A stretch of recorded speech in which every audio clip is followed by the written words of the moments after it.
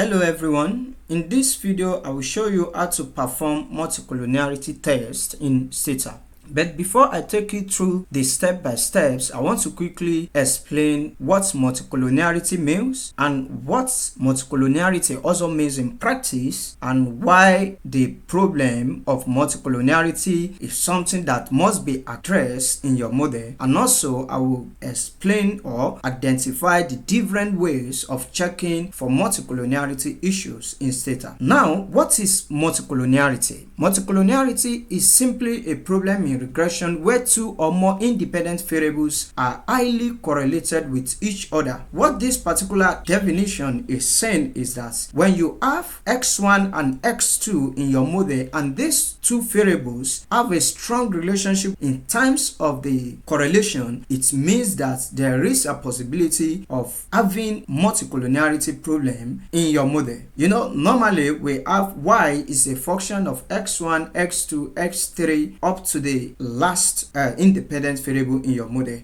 Y is a dependent variable, while x1, x2, x3 are independent variables. So when we are talking about multicollinearity issues, we are only focusing on the relationship between the x's, the x1 and x2, x3, x4, and so on and so forth. So when there is a strong relationship between those independent variables, then we say there is a multicollinearity issue in your model or in a particular model. So in simple terms, a multicollinearity issue occurs when two variables are strongly related, and when such happens, it simply means that the x1, x2, and x3 in your model are saying the same thing. That is, what the impact of x1 is the same as the impact of x2 is also the same as the impact of S3. For instance, when you have education as well as year of schooling in your model, by the time you run that particular regression model, you may have issues of multicollinearity because those two variables are related. Also, GDP as well as income per capita, they are related. So by the time you estimate a regression model, you may not have the best results. You may not have unbiased results because cross-domestic product is somehow related to income per capita. To obtain income per capita, you need GDP as well as your population. You understand? So those ones are very related. And when you have such variable, you need to first check for the multicollinearity issue and ensure that your model is free from such problem. Also, you may possibly have issues of multicollinearity when you have exchange rates and inflation in the same model.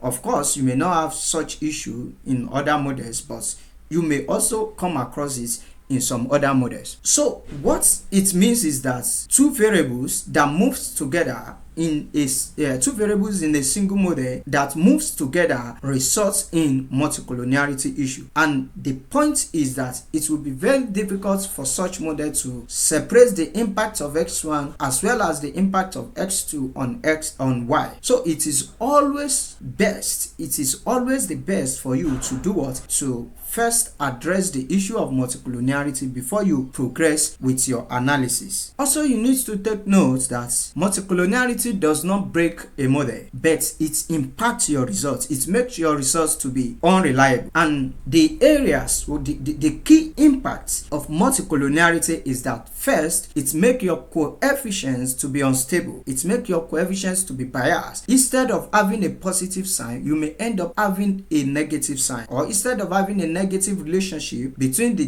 independent and the dependent variable, you may end up having a positive relationship. So multicollinearity also leads to wrong sign. Another thing is that it can make a particular variable to be insignificant. For instance, if we are looking at the impact of exchange rates, inflation, GDP, and income per capita on the standard of living, all those independent variables may become insignificant. Why? Because GDP and income per capita may be correlated. So once they are correlated, it will affect the sign of GDP and income per capita. The same thing is applicable to exchange rates and inflation if they are correlated. So instead of us to have a significant relationship, we may end up having an insignificant relationship. Another thing is that multicollinearity issues can increase the size of the standard error. We may may end up having a large standard error instead of a moderate standard error. And don't forget, when you have a large standard error, it will certainly affect the outcome of your study. And the last impact of multicollinearity issue is that it will make your interpretation to be very difficult, and I believe you won't want to experience such after you have collected the data, done the cleaning and so on and so forth, and you end up with a result that you cannot interpret. So that will certainly be discouraging. So it is always good to first check for multicollinearity issue using the different approaches before you proceed with your analysis. Now, what multicollinearity does not affect, first is that it doesn't affect the overall model fit. The R square can still be high. In fact, whenever you have R square that is very close to 1, like 99, you should suspect multicollinearity issue. Multicollinearity does not make your R squares to be small. It can inflate your R square to very close to 1. And I want to tell you, anytime you have R square value that is very close to 1, please go back and check for multicollinearity, perform multicollinearity test before you proceed with that analysis. And another thing it does not do is that it doesn't affect the prediction accuracy. Sometimes when you have multicollinearity issue, you may still have accurate prediction, but it is always good to first ensure that you address any multicollinearity issue in your model before proceeding with your analysis. Now, let us look at the different types of multicollinearity. Majorly, we have two. We have perfect multicollinearity and imperfect multicollinearity. You can see perfect multicollinearity. When you have a perfect multicollinearity, it simply means that x1 is double of x2. That means the same variable, the two variables, independent variables, are the same. There is a linear relationship, exact linear relationship between the two variables. And when you have a perfect multicollinearity, you may be having something around 1, yes, 1 in your correlation matrix. And in most cases, Stata will automatically drop one of the variables, particularly when you have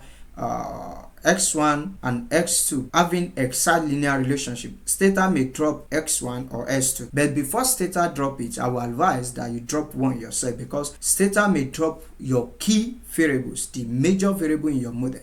And I believe you will not want such situation. So it is better you access the multicollinearity and drop the one that needs to be dropped, or if there is need for transformation, you do that. The second type of multicollinearity issue is imperfect multicollinearity. In this case, the relationship is not exact, but it will certainly be above 80%, 0.8. The relationship may be 0.9, 0.95, 0.85. Anything between 0.81 to 0.95, that is a very strong correlation. Even 0.99 or 98, that is a very strong correlation. But of course, it is not perfect. It is not exact. It doesn't give us 1. And this particular type of multicollinearity is very common. In fact, if you are the type that do analysis all the time, you will certainly come across it, because it's a common rework case. And what you just need to do is to assess the two variables very well and look at the one that you need to transform one way or the other. So when you have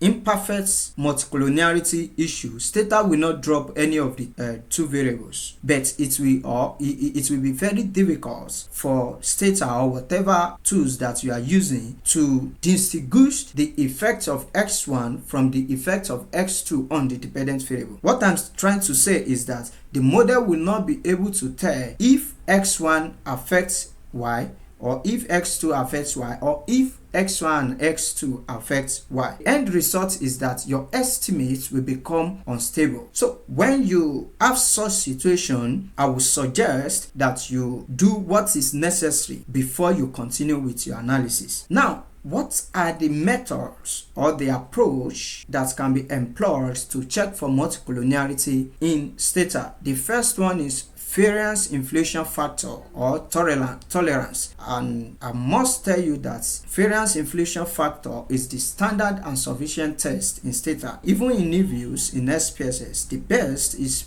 variance inflation factor. And this is followed by pairwise correlation. Of course, you can rely on pairwise correlation, but I would suggest that you should always move a step forward whenever you use correlation matrix or pairwise correlation. Also ensure that you use variance inflation factor. And the advanced diagnostic test for multicollinearity is condition index. This is just the best, but it is not common. The common one is pairwise correlation as well as variance inflation factor. But I want to tell you that if you can combine variance inflation factor, which is called VIF, and pairwise correlation or correlation matrix in your paper, no reviewers will dispute your results. Now let us move to what to do if multicollinearity exists.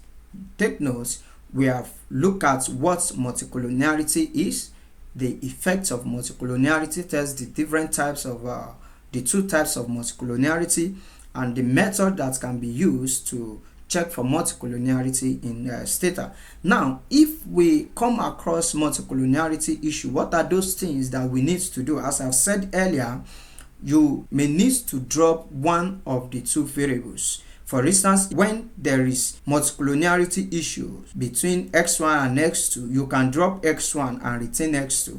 Also, you can drop S2 and retain S1, but the most important thing is that first identify the core variable. You know, when you have a major variable and you have another one that is a control variable, you can just retain the major variable and drop the control variable. Another thing you can do is that you can combine the two variables. For instance, x1 and s2, then you use principal component approach or the index approach. You just compute index using the two variables. The next thing another thing you can do is that you can center the variable. We call centering, variable centering, and the formula is just very straightforward. This is to generate x1 centering. Then you use the x1 variable, then you find the mean of that x1, then you subtract the mean from the raw s1 variable. That one will give you the center variable. It will center that x1, and that x1 that variable will certainly enable you to perform your analysis without worrying about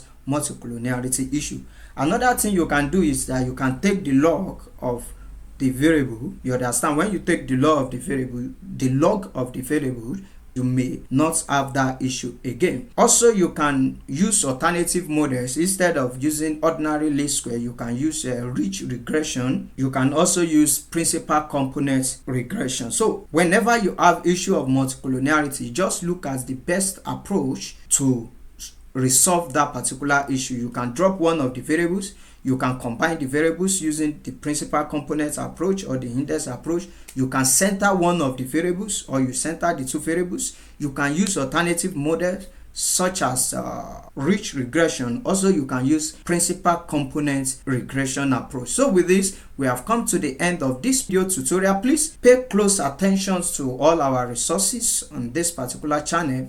In the next tutorial or in the next video, I will show you how to check for multicollinearity using variance inflation factor in Stata. Please, if you have not subscribed to our channel, you can click the subscribe button below to be part of this great channel. Also, we'll appreciate it if you can share our video with your friends. You can like it as well. You can also post any comments or any question in the comment section. We will certainly address it. Thank you.